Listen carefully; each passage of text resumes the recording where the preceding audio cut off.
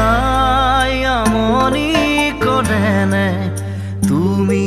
যেতিয়া নিজানত পঢ়া মোৰ ছবিয়ে তোলা দি